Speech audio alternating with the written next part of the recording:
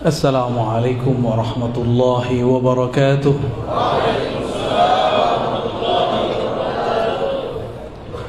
Alhamdulillahilladzi ja'alana min ummati sayyidina Muhammad sallallahu alaihi wasallam wa abrazana fi akhir zaman. Wa salli ala sayyidina Muhammad wa ala alihi wa ashabihi wa li baitihi wal mahdi khalifatihi wa sallam. Amma ba'du. Abuya Abdul Razak Khalifah Ali mata Allah fi hayati. Abuya Kiai Mufti, aneh candain beliau kemarin. Ini Pak Kiai kalau tidur aja tetap jadi mufti. Para tengku, para masyayikh, abuya, abati, tidak mungkin saya sebut satu persatu karena tidak hafal juga namanya ya. Tapi melihat wajah antum, Masya Allah, qamarun seperti rembulan sallallahu alaihi wasallam. Qamarun itu nama Nabi Muhammad sallallahu alaihi wasallam. Nabi sallallahu alaihi wasallam dibayangkan oleh seorang tabi'in wajahnya seperti pedang. Dalam hadis Bukhari, Jabir ditanya, Jabir ibn Samurah, hal wajhun Nabi sallallahu alaihi wasallam kasayf? Wajah Nabi seperti pedang. Ini pedang nih. Waduh, horor sekali ini. Ini ada isinya nggak nih? Boleh dibuka dikit? Pedang itu tajam, menegangkan. Kalau sudah dibuka, semua orang ketakutan.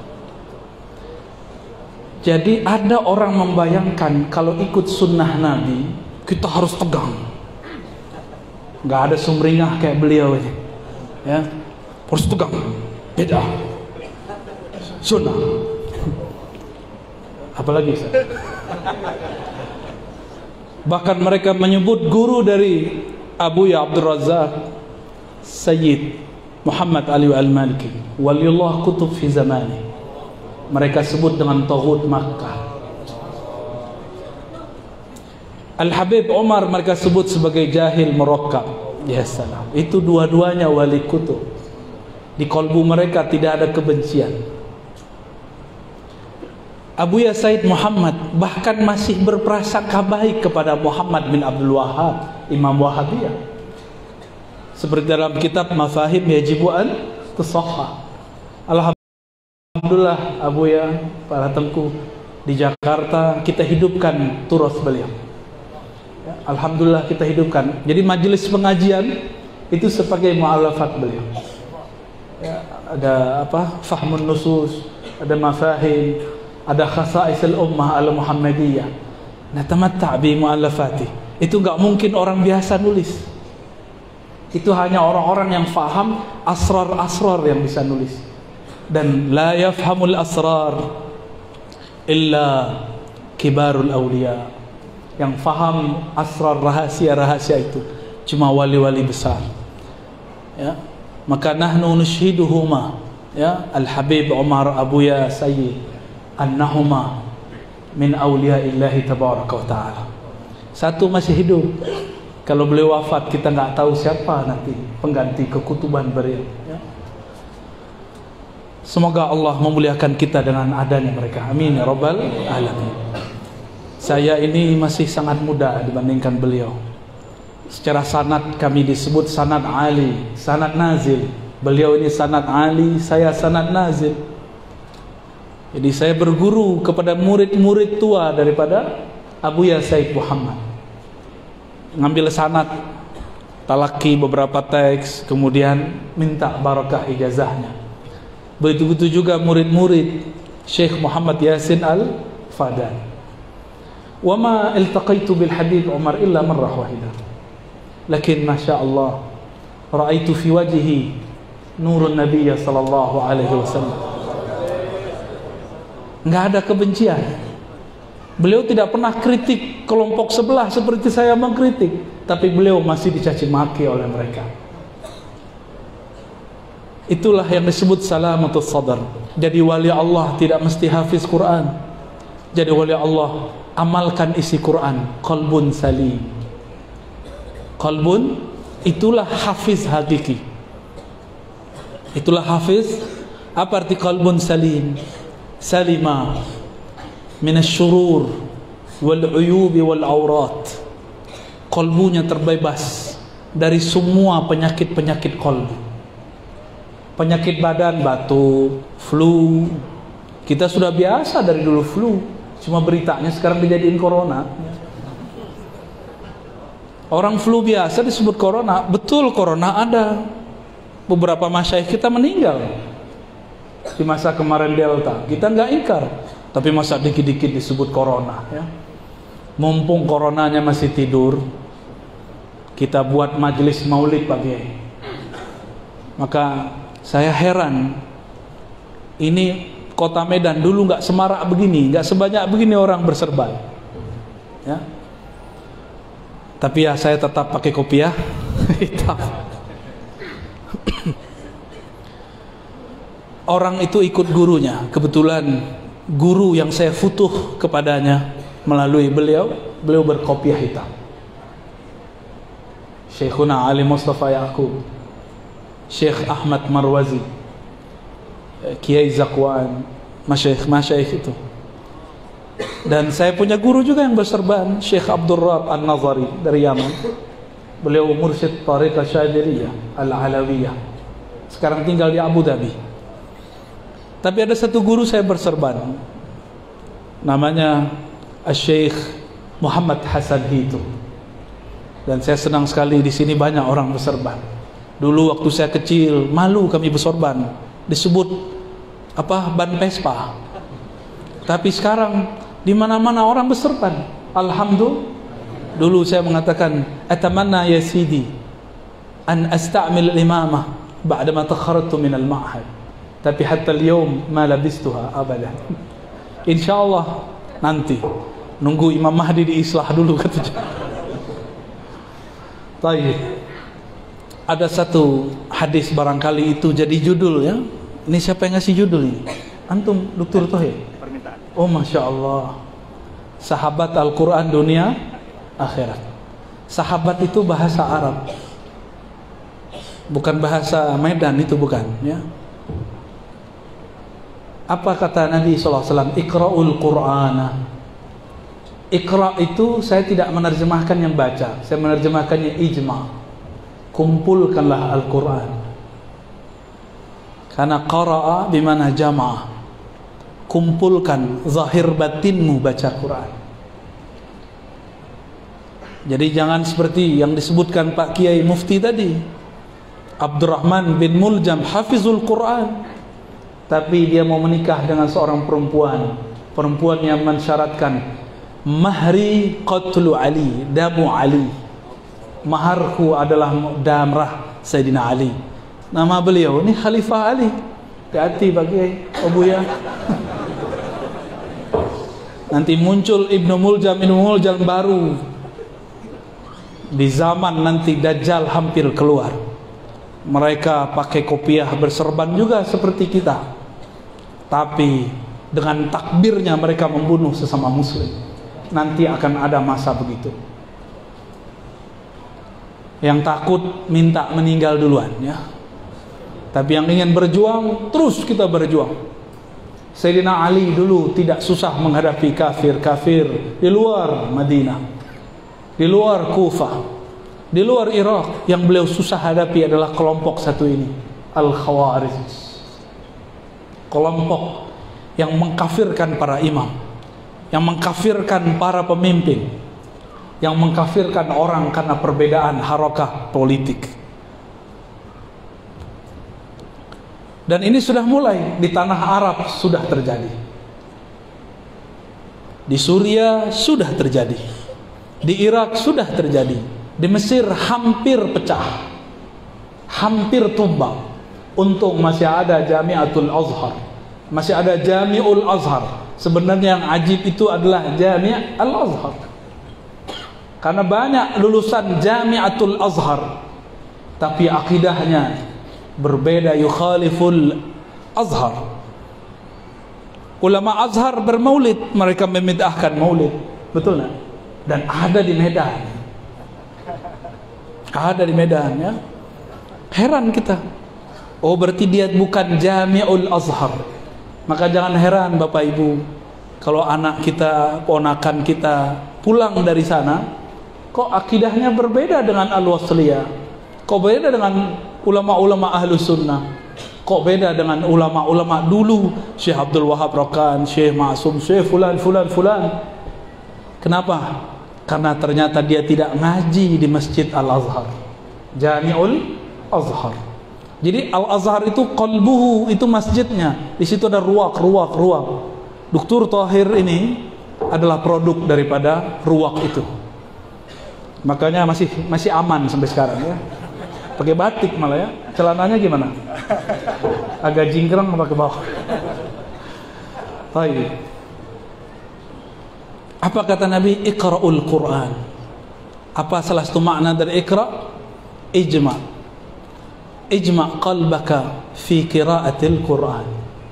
Kumpulkan kalbumu, zahir batinmu saat membaca Quran. Maka kalau baca Quran, Bapak Ibu taruh handphonenya. Kecuali baca Qurannya pakai handphone, maka matikan dulu. Adab. Lagi ada risalah cinta dari Allah Subhanahu wa ta'ala. Al-Quran itu turunnya ke kalbu Nabi, ala qalbi, turunnya kepada kalbu Nabi Muhammad sallallahu alaihi wasallam. Zahirnya turun kepada Sayyidina Jibril, tapi hakikatnya sudah ada di kalbu beliau.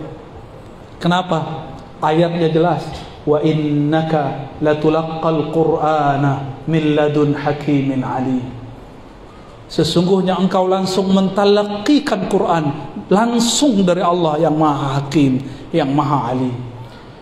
Allah itu dekat kepada kalbu, sedekat jari kita memegang satu benda, dekat sekali. Bahkan Allah mengatakan wa nahnu aqrabu ilaihi min hablil warid. Kami lebih dekat daripada urat nadi. Bukan di urat nadi, lebih dekat daripada itu. Maka orang-orang yang mengerti asrar rahasia Quran, hafizul Quran hakiki, tidak hanya hafal lafaznya, tapi dia membaca dengan kalbunya. Saya melihat orang-orang yang sibuk hafal Quran, dia sudah menjadi sufi yang suka khalwat. Malam-malam dia sendiri baca Quran, asik. Ketika anak-anak muda seumuran kalian asik main game, dia asik baca Quran. Sudah menjadi seorang yang yakhlu khalwatan, berkhalwat. Dan Imam Al-Qushairi dalam Risalah Al-Qushairiyah mengatakan, setiap kekasih selalu ingin berdua-duaan dengan kekasihnya. Dan antum hanya lihat itu pada dua golongan, ahlul Quran wa ahlul zikr. Dua aja, ahlul Quran wa ahlul zikr, gak lebih. Sahabat saya berkisah, dulu kami berpesantren di negeri, di kampung yang dekat hutan. Saya tidak mampu hafal Quran jika ada keberisikan, kata beliau. Maka saya masuk ke hutan. Kata orang banyak ular, banyak binatang berbisa. Tapi ketika aku mulai Fatihah, a'udzubillahi minasyaitonirrajim, aku serahkan jiwaku, badanku, pikiranku, semuanya kepada Allah Subhanahu wa ta'ala. Maka di saat itu dia seakan-akan tidak dengar apa saja. Yang dia dengar cuma suara dia baca Al-Quran. Dia tidak dengar kecuali Al-Quran. Itulah ahlul Quran. Ini yang disebut sahib. Sahib itu kemana-mana berdua. Kalau di kampung saya disebut konco, pelangkin. Ada nggak di sini? Konco, temenan. Seperti aspal. Aspal itu lengket. Pelangkin kata mereka. Itu sahib. Sahib itu di mana ada dia, ada dia. Kemanapun dia pergi, dia membaca Quran. Seorang ulama tabi'in, Sufyan Ats-Tsauri, kalau dia berkendara maka dia baca Quran, jika dia berhenti maka dia sholat. Maka dia khatam Quran seringnya di atas kendaraannya. Saya punya kakak kelas sama, dia sering khatam Quran di atas motornya. Kalau turun dia langsung tasbih, dia langsung sholat. Tapi tidak pernah gabung dengan komunitas ahlul Quran. Dan tidak ada yang tahu kalau dia ahlul Quran kecuali orang-orang dekat dengan beliau. Lagi naik motor kita lihat komat kami, Jika ada orang nyalip dia nggak marah, silakan. Karena dalam Al-Quran dikatakan fasbir, bersabarlah, sabar yang bagus. Dalam terusan hadisnya, fa innahu ya'ti yaumal qiyamati syafi'an li sahibihi. Barangkali lafaz ini yang mengeluarkan judul ini. Karena sesungguhnya Quran yang engkau kumpulkan zahir batinmu ketika membacanya akan datang pada hari kiamat syafi'an, seberi syafaat. Secara harfiah syafi'an, pemberi syafaat. Tapi secara lughatan syafi'an berarti yang menggandakan bantuan. Yang menggandakan bantuan. Tapi saya mau tanya, sebenarnya siapa yang datang? Apakah Quran datang mushafnya? Quran datang kepada sahibnya. Apakah huruf-huruf datang? Apa maksud hadis ini? Itulah jawaban Sayyidatuna Aisyah ketika Sayyidatuna Aisyah radhiyallahu taala anha ditanya, bagaimanakah akhlak baginda Rasulullah sallallahu alaihi wasallam?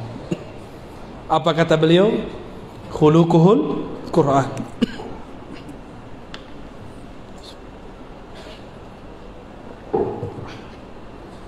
Mohon maaf, turun pesawat saya tiba-tiba batuk.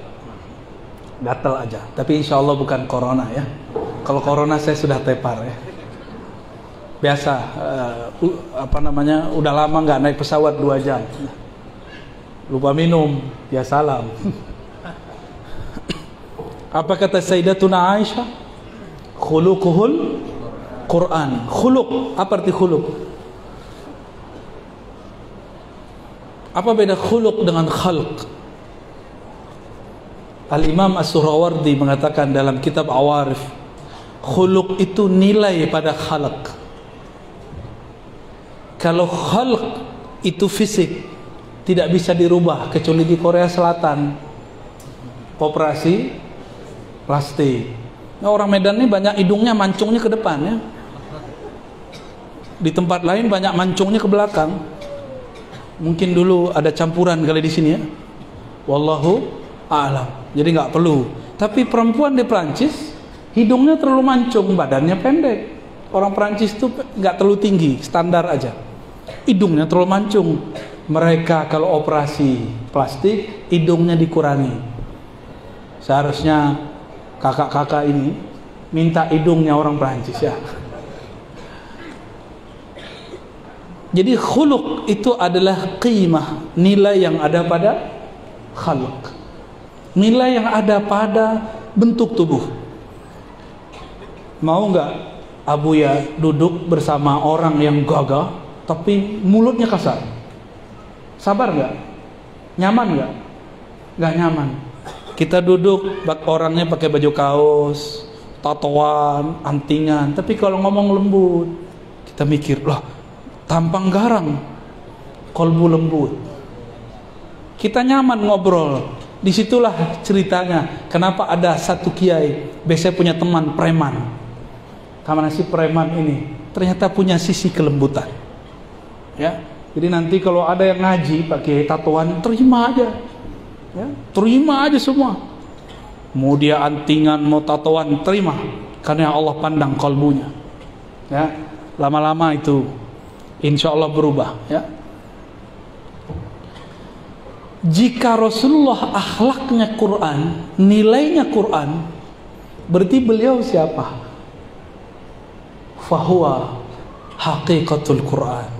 Rasulullah hakikatnya Al-Quran. Jadi ketika disebutkan ya'ti, datang pada hari kiamat kepada sahibnya, syafi'an lahu, memberi syafaat, itu adalah Rasulullah sallallahu alaihi wasallam. Jadi yang datang itu nanti Rasulullah. Jangan pisahkan Al-Quran dari Rasulullah sallallahu alaihi wasallam. Maka dalam hadis Imam Muslim, Tirmizi, Ahmad disebutkan nanti di hari kiamat yu'ta bil Quran yaumal qiyamah wa ahlihi ya, bima kanu ya'maluna bih. Nanti didatangkan Quran pada hari kiamat dan ahlinya. ahlinya berarti keluarga. Maka disebut keluarga. Keluarga harus ada nasabnya. Maka nasabuna fil Quran isnaduna ila masyayikhina. Sanad Quran kita itulah nasab kita. Maka tidak ada ulama berani buka tahfiz kecuali dia punya sanad Al-Quran. Ya, beliau-beliau ini punya sanad Al-Quran semua. Ambillah kepada mereka, ya. Ya, Ci. Baik.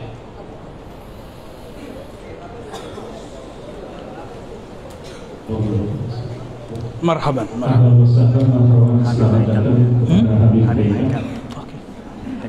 Kita sampai jam berapa? Ya, kapan apa aja? Oke. Marhaban, marhaban.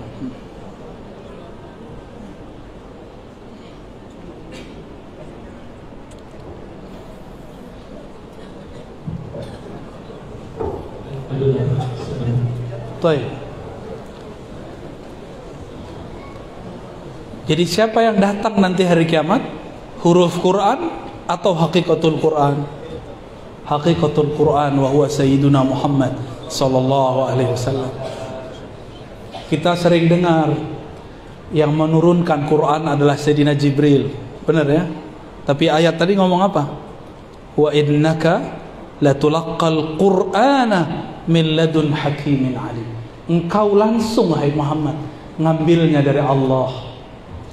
Itulah rahasianya ketika beliau didekap oleh Sayyidina Jibril 3 kali supaya yang di dalam itu keluar. Karena setiap orang lahir di bumi dia mengalami amnesia rohani. Al-Quran itu sudah turun sebelum ini. Sebelum masa ini sudah ada Al-Quran. Karena Al-Quran hakikatnya kalam Allah. Yang diajak berkalam-kalam oleh Allahu Ahad hanyalah Sayyidina Ahmad. Itulah yang beliau katakan, kuntu nabiyan wa Adam munjadilun baina ma'in wa tin. Aku dulu sudah jadi nabi, Adam belum dicipta. Fa huwa awwalu nabiyyin fil alamin wa akhiruhum fil ba'tsi. Beliaulah nabi pertama di alam semesta. Tapi yang pertama diutus Nabi Adam. Yang terakhir diutus baru beliau sallallahu alaihi wasallam. Maka berkalamlah Allah kepada Sayyidina Adam dalam hadis Imam Hakim, riwayat yang sahihul isnad. Tapi bagi yang tidak suka ilmu Nur Muhammad mengatakan ini dhaif dan palsu. Padahal ini hadisnya sahih. Apa kata Allah tabaraka wa taala kepada Sayyidina Adam alaihi salam? Laula Muhammad ma khalaqtuka ya Adam. Kalau bukan karena Muhammad aku tidak ciptakan engkau wahai Adam.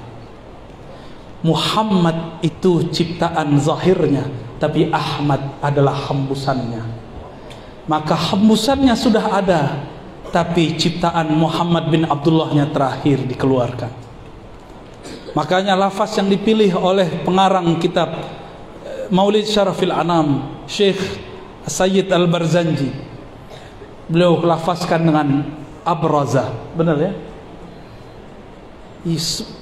Luar biasa, terima kasih kepada Allah yang telah abraza, mengeluarkan, buruz, izhar, menampakkan yang tadinya tidak tampak sekarang menjadi tampak.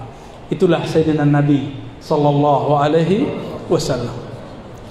Karena hakikat Rasulullah itu hakikatul Quran, darahnya tidak najis, air ludahnya tidaklah bau.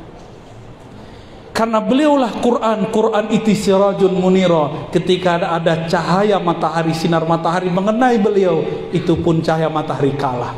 Nurun ala nur. Beliaulah nur yang di atas semua nur yang ada. Inilah rahasianya kenapa baginda Rasulullah SAW tidak ada bayang-bayangnya.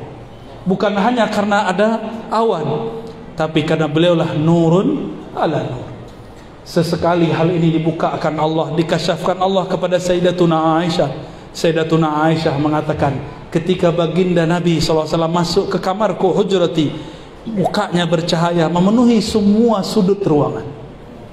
Beliaulah nur, beliaulah al-qamar, beliaulah al-badr, sallallahu ala sayyidina Muhammad. karena beliau ini sudah ada sebelum alam ini dicipta.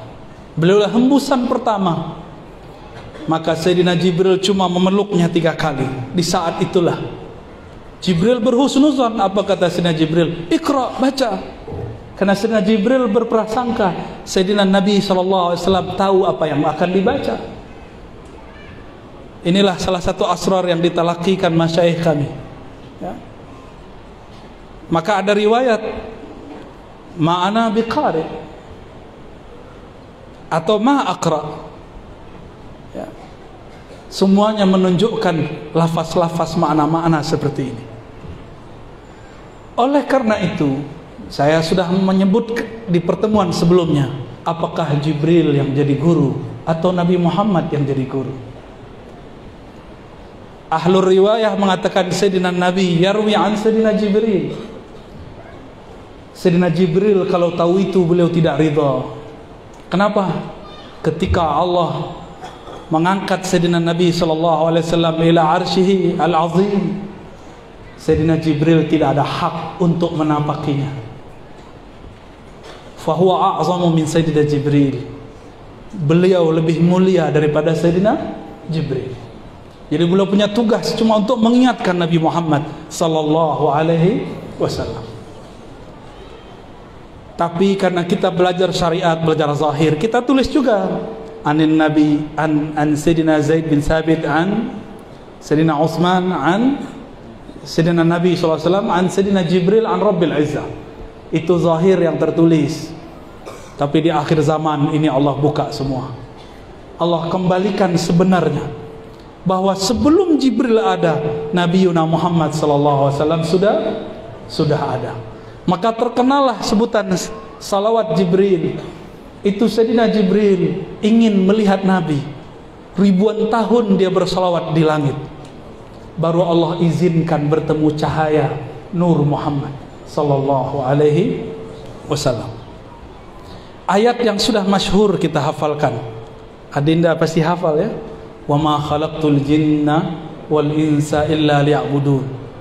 Kata kawan untuk membatalkan maulid pakai ayat ini. Suka-suka dia, Aku tidak ciptakan jin dan manusia kecuali untuk menyembahku.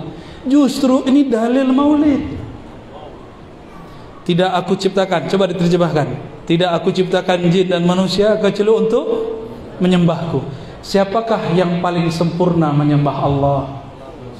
Sayyidina Nabi sallallahu alaihi wasallam. Salatnya khusyuk enggak? Yang pakai serban ini khusyuk enggak? Khusyuk apa kusut? Masih main sikut? Ya? Labas. Karena yang paling sempurna cuma Rasulullah sallallahu alaihi wasallam. Kita nih seperti anak-anak yang sedang belajar khusyuk. Apa kata Nabi? Aku seperti walidukum.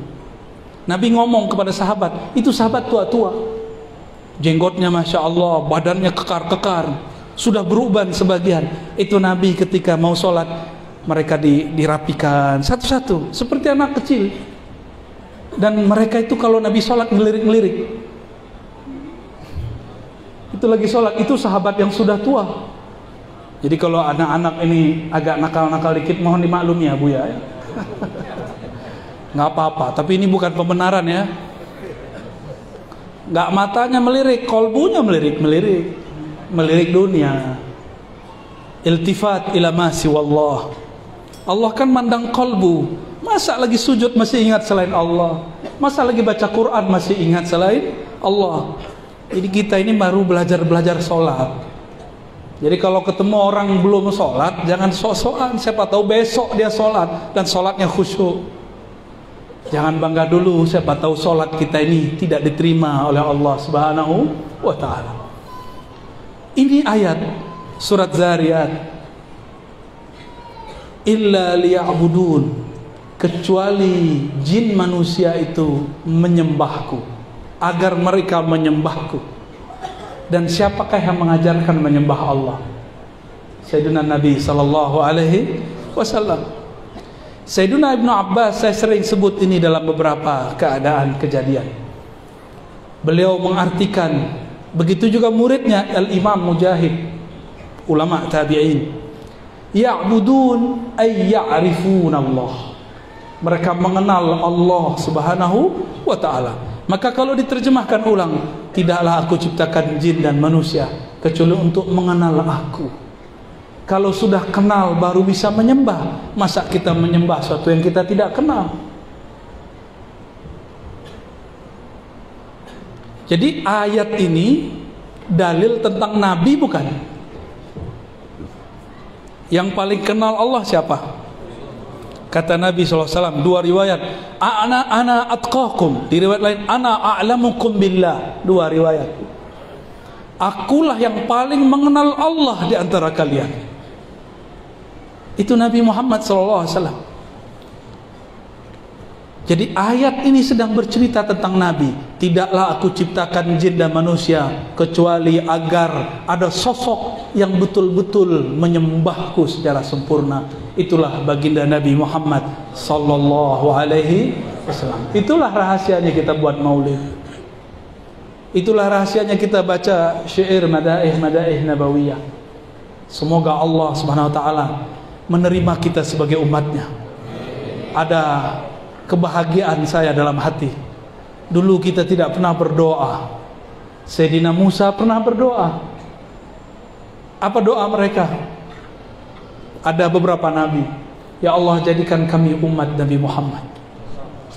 Ada yang pernah doa dulu? Gak ada.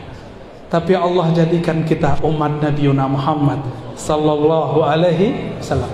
Ridho enggak? Walaupun ada pandemi 1000 kali lagi tidak masalah. Yang penting kita terlahir sebagai umat Nabi Muhammad sallallahu alaihi wasallam. Jazallahu anka ya Sayyidana ya Rasulullah. Yakfi. Jadi kesimpulan kajian kita pada sore ini, Abu ya, sahibul Quran mungkin biasa diterjemahkan penghafal Quran. Itu betul makna pertama. Tapi sahibul Quran, sahib adalah yang paling kenal hakikat Quran. Maka sahibul Quran yang mengenal hakikat Quran yaitu Nabi Muhammad sallallahu alaihi wasallam. Dan salah satu orang yang kenal Nabi Muhammad adalah aktsaruhum salatan alayya, yang paling banyak bersolawat kepada baginda Nabi Muhammad sallallahu alaihi wasallam. Dengan ini ahlul Quran terbagi, satu penghafal, satu pengamal. Ada dua. Yang ketiga kalau ditambahkan al-ulama. Meskipun mereka tidak hafal 30 juz, tapi mereka menghafal makna-makna di dalam Al-Quran. Mereka juga disebut sahibul Quran. Ya, ada tiga ya. Satu, penghafal.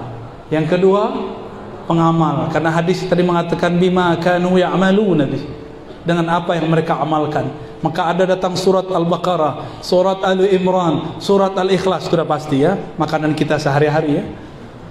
Tapi ada yang ketiga. Maka bagi saya pesantren-pesantren fikih itu juga pesantren Quran, karena mereka mewarisi fikhul Quran. Pesantren akidah, pesantren tasawuf, tarekat, itu adalah pesantren Al-Quran, tapi sisi lainnya Quran, yaitu nurnya, sir zikirnya. Semoga kita dimasukkan oleh Allah kepada ahlul Quran. Amin ya rabbal alamin. Mungkin demikian dari kami Al-Fakir. Mohon maaf para masyayikh habibna, mungkin saul adab kepada antum ya. Dan kalam ini tidak kami alamatkan kepada para masyayikh, tapi kami alamatkan kepada para santri. Para masyayikh sudah a'lam minna bikathir wa aqdam minna fil ilmi wad darajah wal fadl wa kullu shay mimma fadala Allah iyyakum ya. Nasallallahu al-afwa wal afiyah lana wa liwalidina wa limasyayikhina wa lil hadirin wal hadirat. Amin ya rabbal alamin. Wa sallallahu ala sayyidil wujud walhamdulillahi rabbil alamin. Assalamualaikum warahmatullahi wabarakatuh.